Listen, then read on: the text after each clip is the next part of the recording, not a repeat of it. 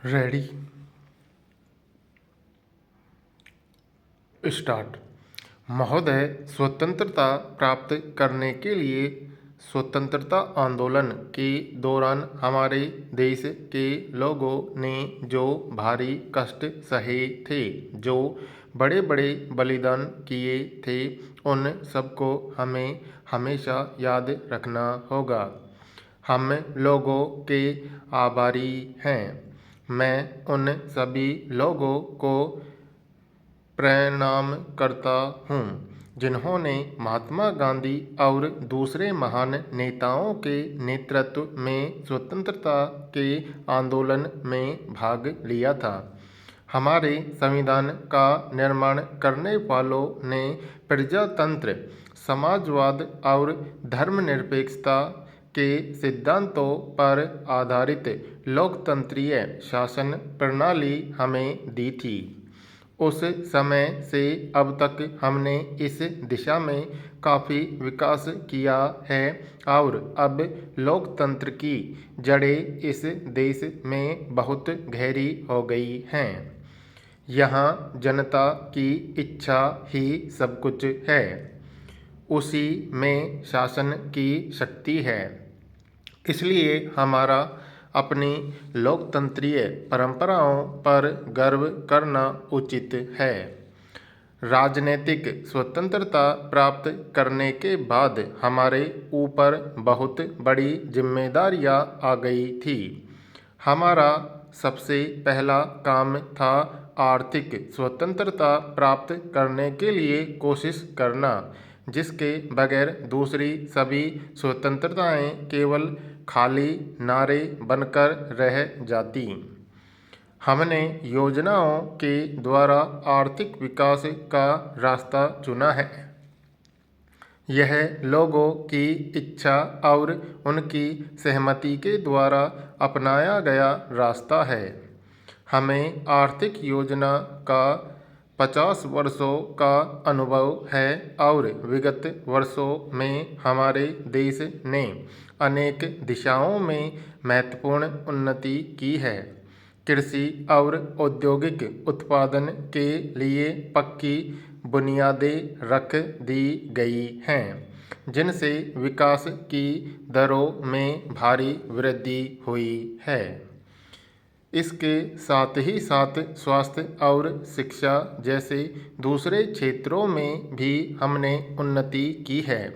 हमें यह भी नहीं भूलना चाहिए कि हमने यह सब कुछ लोकतंत्र के ढांचे के भीतर रहते हुए ही प्राप्त किया है। हमने जो प्रगति की है उससे हम अपनी तेजी से बढ़ती हुई जनसंख्या की बुनियादी मांगों को एक सीमा तक पूरा करने में सफल हुए हैं। सदियों से हमारे समाज की प्रगति रुकी हुई थी। अब हम समाज से गरीबी, भुखमरी और बीमारी को जड़ से उखाड़ फेंकने की कोशिशों में लगातार आगे बढ़ रहे हैं। दुर्भाग्य से देश के कुछ हिस्सों में हिंसा की घटनाएं हुई। लोकतंत्रीय समाज में हिंसा के लिए कोई स्थान नहीं है। यह एक प्राकृतिक बात है कि जो समाज आगे बढ़ता है उसके सामने अनेक समस्याएं भी उठ खड़ी होती हैं। अपितु कोई भी समस्या ऐसी नहीं होती जिसे सद्भावना के साथ आपसी बातचीत के जरिए नहीं सुलझाया जा सकता। मैं सब लोगों से निवेदन करता हूँ कि वे शांति और स्थिरता की ताकतों को मजबूत करें तथा हिंसा और टकराव का रास्ता न अपनाएं। यही एक सबसे संभव तरीका है जिसके द्वारा हम अपने उन महान नेताओं के प्रति सम्मान व्यक्त कर सकते हैं जिन्होंने स्वतंत्रता हासिल करने के लिए बड़े से बड़े बलिदान किए थे और लोकतंत्र तथा धर्मनिरपेक्षता के सिद्धांतों पर आधारित संविधान हमें दिया था। महोदय, हम सब एक हैं। एकता की यह भावना हमारे हर एक काम में दिखाई पड़नी चाहिए। हम सभी को एकता और अनुशासन के साथ रहना चाहिए और फूट तथा अनुशासनहीनता की प्रवृत्तियों को जहाँ कहीं भी और जब कभी भी वे अपना सर उठाएं, उन्हें प्रशासनिक और राजनीतिक कुशलता के साथ दबा दिया जाना चाहिए। हमें हमेशा सतर्क रहना होगा और देश को संगठित रखने की ताकतों को मजबूत करने के लिए लगातार कोशिशें करनी होंगी। कौमी एकता को बनाए रखना केवल सरकार का ही काम नहीं है, इसके लिए समाज की भी उतनी ही जिम्मेदारी है।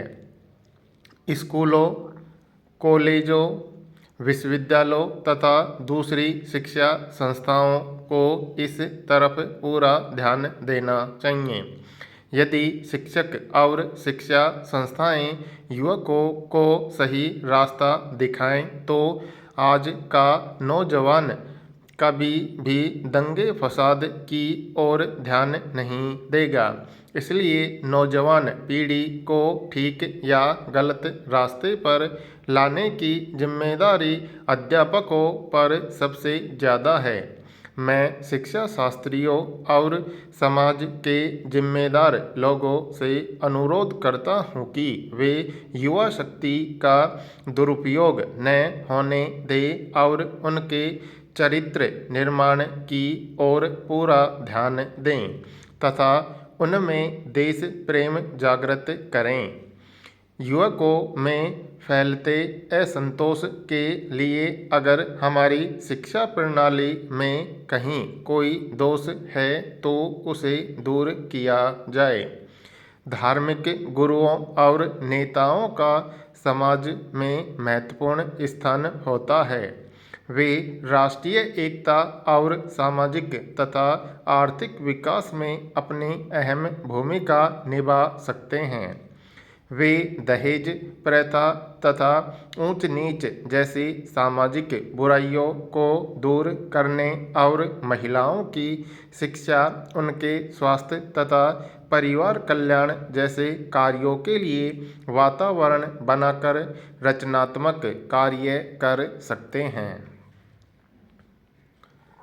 किसी भी अर्थपूर्ण सामाजिक और आर्थिक प्रगति के लिए सही नैतिक मूल्यों और सिद्धांतों का बनाया जाना अत्यंत जरूरी है। भौतिक समृद्धि के लिए अगर नैतिक और आध्यात्मिक मूल्यों के साथ आर्थिक विकास किया जाए तो उससे हमारा राष्ट्र और भी ताकतवर बनेगा। मैं इस सिलसिले में कुछ महत्वपूर्ण और उपयोगी बातों की ओर अपने देशवासियों का ध्यान दिलाना चाहता हूँ, जिन पर अगर हम सब व्यवहार करें तो हमारे राष्ट्र की नैतिक और आध्यात्मिक नींव और मजबूत हो सकती है। मैं यह दावा नहीं करता कि ये मेरे मौलिक विचार हैं। ये 7 प्रकार के विचार हमें अपने पूर्वजों से पीढ़ी दर पीढ़ी मिलते आए हैं। मैं केवल इनकी ओर आप लोगों का ध्यान दिलाने के लिए ही इनका जिक्र कर रहा हूँ। मैं अनुभव करता हूँ कि अगर हम में से प्रत्येक व्यक्ति अपने रोजाना जीवन में इन सिद्धांतों को अपना लें तो हमारे राष्ट्र की महानता और भी बढ़ सकती है और उसके साथ ही हमारा सबका जीवन आर्थिक सौहार्दपूर्ण बन सकता है। हाल ही में हमने देखा है कि अनुशासन और टीम भावना के साथ भारत कोई भी बड़े से बड़ा काम सफलता से कर सकता है। भारत के युवकों और युवतियों पर हमें भरोसा रखना चाहिए।